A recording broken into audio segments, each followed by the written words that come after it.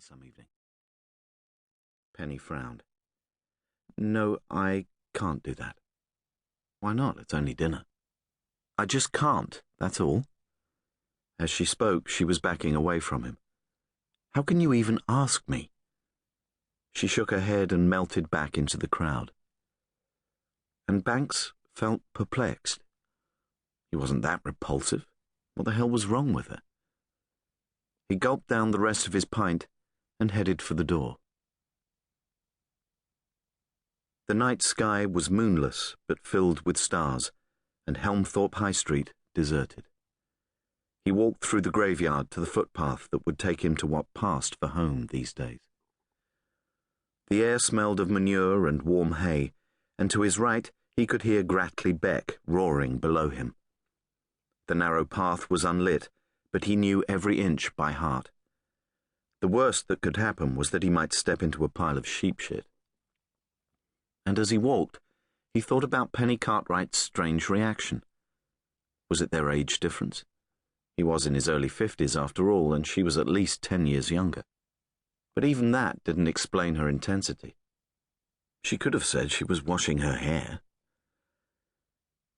The path ended halfway up Gratley Hill, and Banks slipped through a double-barrelled stile into the lane.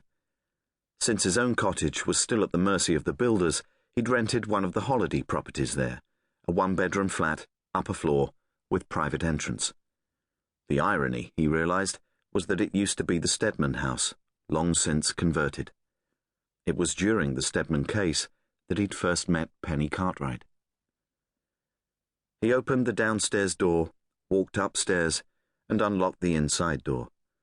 The red light was flashing on his answer phone. As it turned out, there was only one message, and a surprising one. His brother, Roy.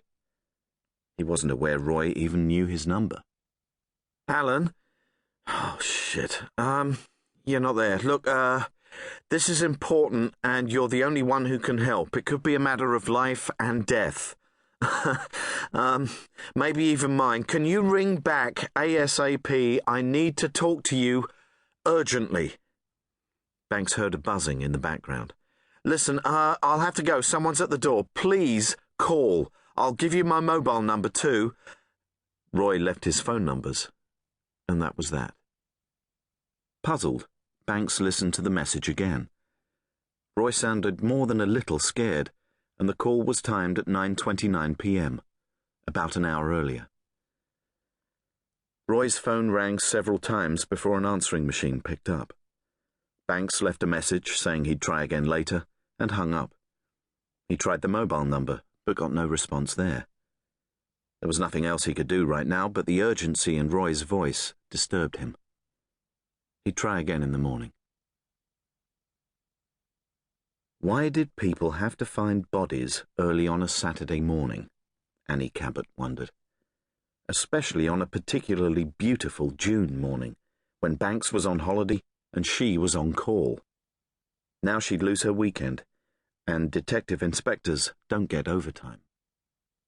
She pulled to a halt behind the blue Peugeot 106 on a quiet stretch of country road halfway between Eastvale and the A1. She saw that the car's buckled left wing had brought down a section of the dry stone wall. There were no skid marks on the dry tarmac surface. The road had now been closed to traffic, and the immediate area around the car taped off. Detective Sergeant Jim Hatchley was standing by the roadside, and DC Winsome Jackman was sitting half in, half out of an unmarked police car. "What have we got, then?" Annie asked Hatchley, who, as usual, looked as if he'd been dragged through a hedge backwards. "Woman dead behind the wheel." "Cause of death?" "Dunno yet. No obvious marks." "Any idea who?" "I've checked the number plate, Gov," said Winsome. "Registered to a Jennifer Clues, 27, lives in Kennington, London." "We don't know for certain it's her, though." "No," said Hatchley. "There's no handbag, no driving licence. Now, as you can see, looking through the windows." Annie walked to the Peugeot. Both the front windows were open. The key was still in the ignition. The woman sat in the driver's seat, slumped slightly forward, her seatbelt holding her up. Already a number of flies had settled on her